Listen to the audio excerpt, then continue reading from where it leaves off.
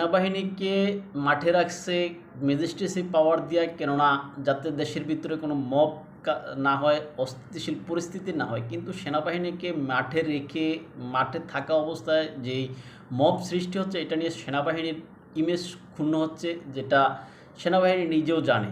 তাই সেনাবাহিনী এই মব প্রতিহত করতে গিয়ে 29শে আগস্ট যখন গণঅধিকার পরিষদের নেতাকর্মীদের উপরে এই মব থেকে ফেরানোর জন্য যখন লাঠিচার্জ করছে, এই বিষয়টাকে কেন্দ্র করে সরকারের যে অভ্যন্তরীণ ব্যক্তিবর্গ বা উপদেষ্টা আছেন, বিশেষ করে উপদেষ্টা আসিফ নজরুল এবং সরকারের প্রেস সচিব জনাব শফিকুল আলম, এখন তারা সরকারের লোক, সেনাবাহিনী কিন্তু সরকারের নীতি বাস্তবায়ন করতেছে বা বাস্তবায়ন করছে।